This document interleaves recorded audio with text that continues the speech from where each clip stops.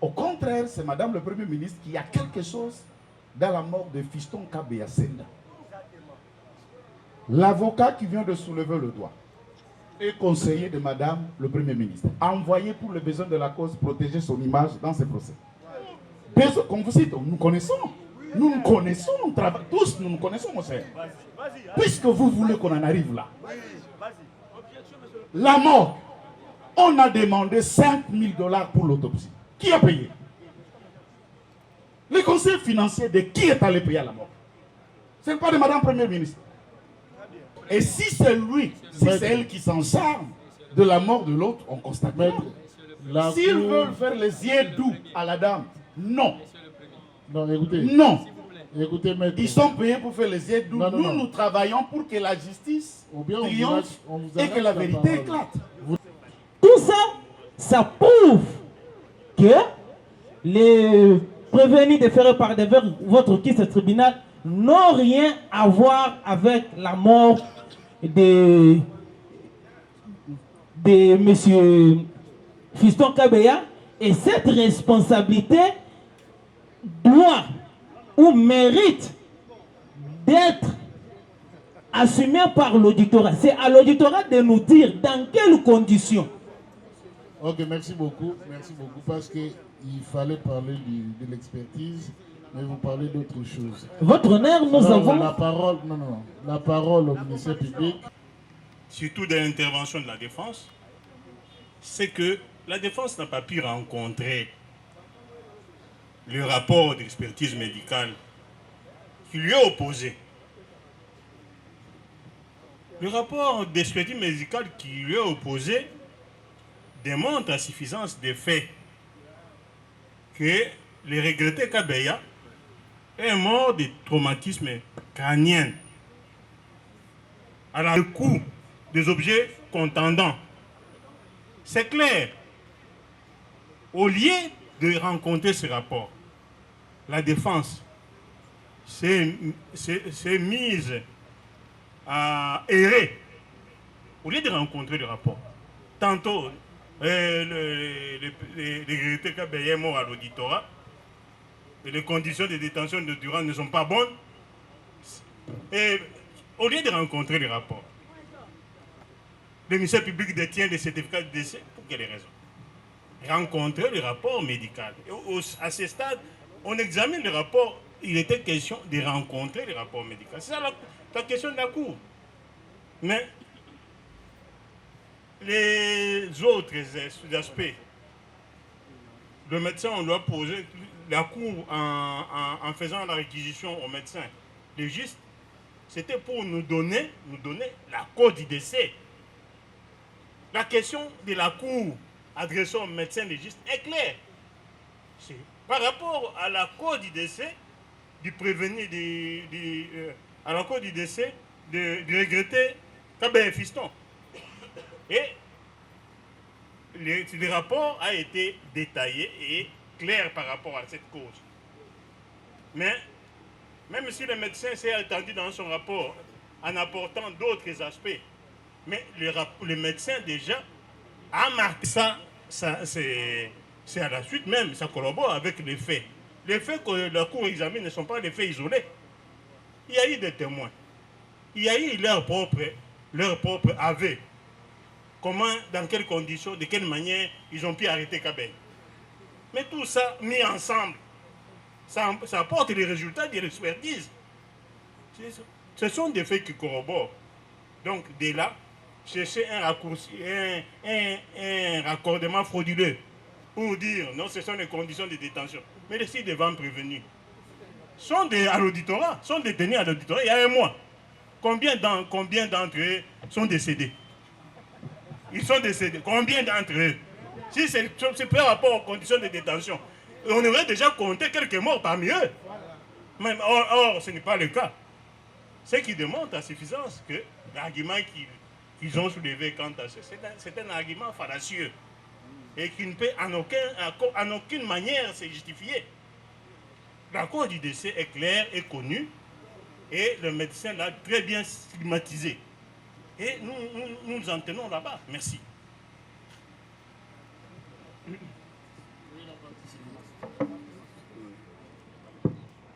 Merci Premier pour la parole. Le rapport médical du professeur Tchomba est très clair. Très clair, quand je dis très clair, comme l'eau de la roche. 12 avocats ont défilé ici, de la partie prévenue. Personne ne vous dit est-ce qu'il réfute ces rapports ou il accepte les rapports. On devait se poser la question, est-ce qu'il réfute ces rapports ou bien ils épousent totalement ou partiellement ces rapports. Ça c'est de 1. EDD, toutes ces péroraisons, vous verrez que il fait une politique de rétropédalage pour nous ramener à l'auditorat. Mais si à l'auditorat il y avait une instruction, c'était préjudicionnel, nous sommes devant la cour. Devons-nous rétropédaler après 4 audiences où la cour est suffisamment éclairée pour aller chercher des conditions de détention? Est-ce qu'on critique les rapports ou bien on critique les conditions de détention? Le docteur a bien dit que le fait qu'Abbé Nsenda Fiston est mort suite au traumatisme crânien encéphalique. Il a ajouté l'hémorragie sous-dirale. Bon, peut-être sur les français ou bien les mots techniques. J'ai compris, un confrère a demandé que le professeur, allez-y comprendre que c'est un professeur qui avait ces rapports, que les professeurs pouvaient venir pour nous expliquer. Mais nous sommes en plein 21e siècle, prenez votre dictionnaire, tapez. Confrère, les rapports sont tellement clairs, clairs comme l'eau, que je me ferai compléter par mes confrères. C'est toute une litanie des robes, donc allez-y comprendre. Merci. Votre honneur, merci surabondamment. Tel qu'a développé notre confrère, lui qui est pédagogue, qui passe tout son temps limité en enseignant, c'est bien. Votre honneur, nous avons, avant bien de venir à la rencontre de tous ceux qui semblaient être des arguments, mais néanmoins, il n'en est pas un, sollicité de votre cour une objection. Ce procès étant télévisé, le monde nous suit, je suis avocat, agissant et je suis comme quelqu'un d'une profession libérale autant que mes confrères de l'autre côté. Libre d'avoir un autre engagement, une autre activité, si cela ne freine pas la loi cadre qui gère, qui organise et qui font fonctionner les barreaux.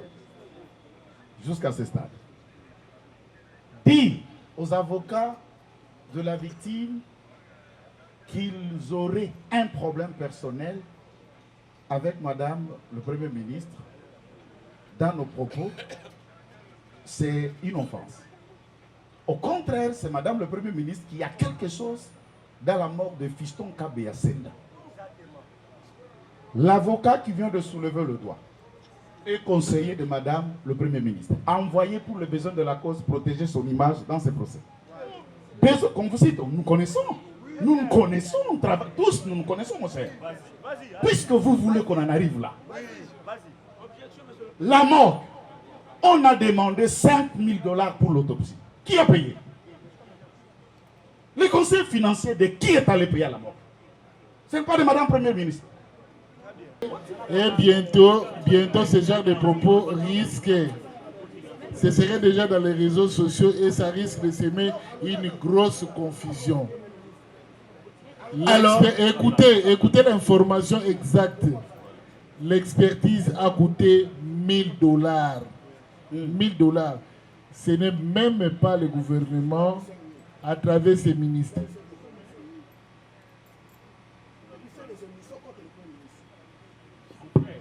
Je ne travaille pas pour Ok, j'étais en train de dire, ce n'est pas le gouvernement à travers ses ministères qui a pu s'engager, mais c'est le premier, j'ai dit, c'est le premier président de la haute cour militaire qui s'est engagé. Il a payé l'argent et les récits délivrés à cet effet se trouvaient dans nos archives. Donc il ne faut pas raconter ici les histoires de n'importe comment, ça risque de sombrer l'image de la justice militaire.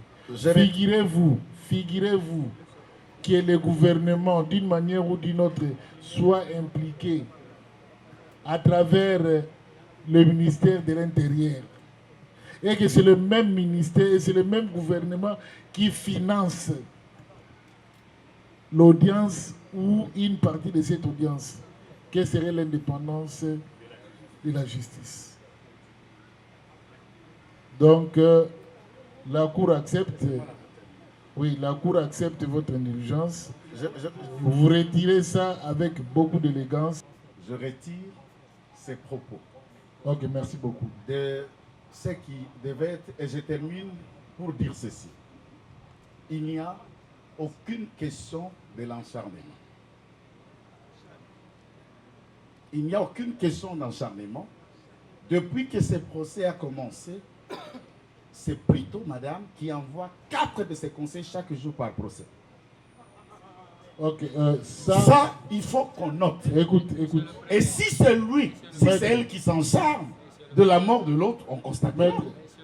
S'ils veulent faire les yeux doux à la dame, non. Non, écoutez. Non. Écoutez, maître. Ils sont payés pour faire les yeux doux. Nous travaillons pour que la justice triomphe et que la vérité éclate. Vous présentez ou assistez. Donc les avocats qui viennent ici, chacun ce qui les concerne, il sait très bien la raison de sa présence ici. Vous êtes là pour les comptes des parties civiles.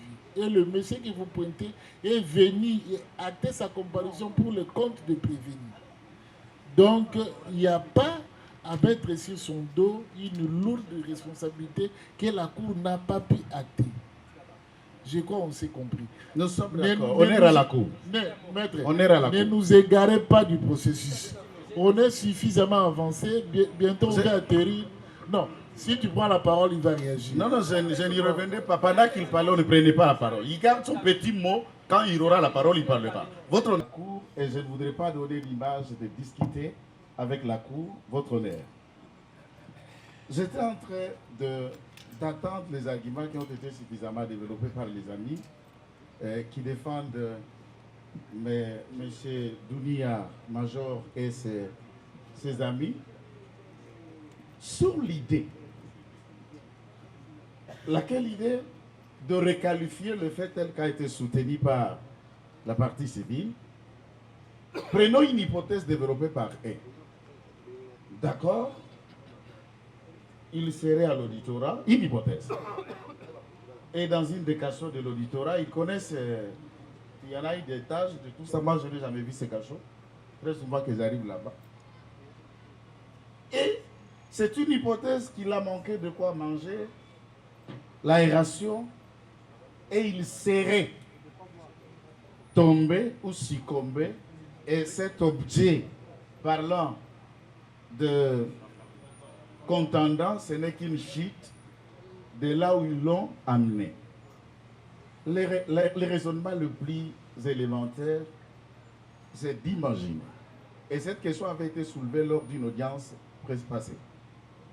Est-ce que l'auditeur, comparaissant ici, près votre cour, a-t-il requis ceux qui comparaissent ou ceux qui la cour recherche et qui viendront aussi pour aller accomplir une telle tâche? Par exemple, aller m'appréhender fiston Sendaka Béa, mais l'amener dans mon office. Fiston travaillait à son poste. Le BES a été démontré par son ami, son collègue renseignant, je crois que c'est Moutombo, son frère de ma part, a démontré qu'il était en poste et tous les témoignages l'éprouvent ainsi. Comment est-il arrivé à l'auditorat? Ça, c'est une question. Ici, comme si on analyse la mort et les rapports, disons qu'il n'est pas mort devant Gégé Marthe. Il n'est pas mort en faisant circuler ce véhicule, faire passer le véhicule ou réguler la circulation. Il se trouve être mort loin de son lieu de travail, qui est l'œuvre de Dounia et compagnie. C'est ça le débat.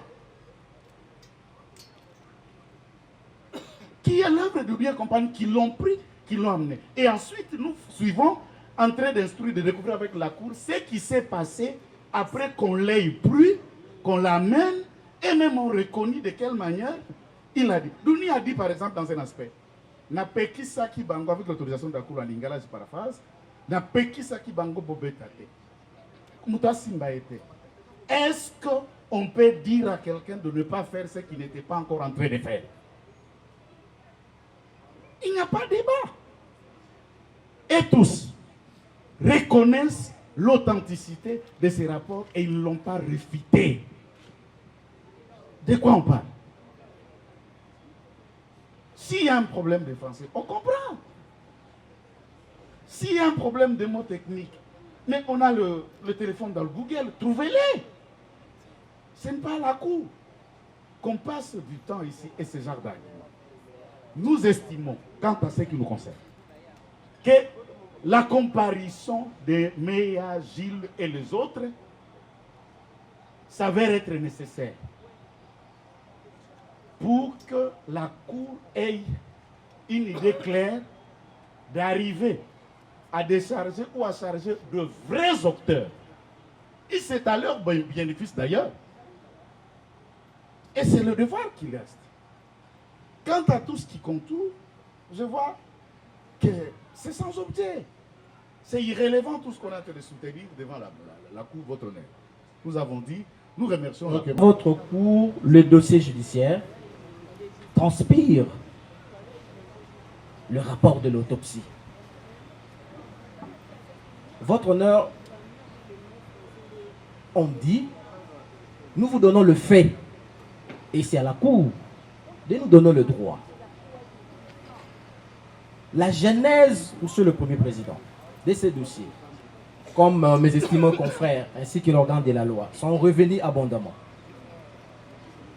Le défunt Fiston Kabea était à son poste. Il s'est réveillé un bon matin, en bonne santé. Il s'est déplacé jusqu'à son poste où il prestait. Votre honneur, Monsieur le Premier Président, c'est à la suite de l'arrestation arbitraire qui a été orchestrée par le prévenu que le défunt Kabea a trouvé la mort. Votre honneur, Monsieur le Premier Président, on a tantôt soutenu par le parti prévenu que voilà, il était affamé, il avait l'estomac vide, et c'est ce qui aurait causé sa mort. C'est quand même jeter de l'opprobre à un citoyen, à un officier qui était, pendant l'exercice de ses fonctions, qui a été arrachement brutalisé et a connu la mort, Monsieur le Premier Président. Ce n'est pas la faim qui l'a tué. C'est non plus, Monsieur le Premier Président, l'estomac vide, comme on a tantôt soutenu ici, qui l'aurait emporté à l'au-delà, Monsieur le Président. Aujourd'hui, Fiston n'est plus là. Fiston a laissé une veuve et les enfants qui le pleurent chaque jour, Monsieur le Président. Nous sommes dans un procès pénal. Nous ne venons pas pour s'amuser devant la cour, Monsieur le Président. Nous sommes avocats. Nous avons prêté serment de défendre des causes justes. Votre honneur, ici, nous ne venons pas nous amuser. Votre honneur, le rapport qui transpire dans les dossiers judiciaires est limpide. Vous risquez de vous répéter. Je chute, Monsieur le Président. Je chute. J'espère que je dois attirer l'attention même de la partie prévenue, même de la Cour. Il sûr que dans cette affaire, il y a eu deux renseignements, notamment Tambwe et Kabongo, et Mutombo plutôt. Ils ont cessé de dire ici, lors de l'arrestation du regretté Kabea, on lui donnait des coups à la tête, des grosses d'armes. Je pense qu'à cette audience-là, la Cour a insisté sur ces questions. Parler de l'expertise. Oui. Raison pour laquelle le rapport de l'expertise du médecin est clair. Quand on parle de traumatisme crânien, quand on parle de l'hémorragie, il est certes vrai que ce monsieur a reçu des coups. Lors même, ça a commencé lors de son arrestation. Au lieu d'abord de commencer de parler de là où il a été incarcéré, mais fiston, là où il était, il n'avait pas disparu pour apparaître à l'auditorat. Mais les circonstances ayant entraîné son arrestation, les témoins qui étaient sur le lieu, plutôt les renseignants qui sont de ses collègues, ont très bien dit ici, lors de son arrestation, il a reçu des coups de là où il était jusqu'à l'amener à la type. Ok, merci beaucoup.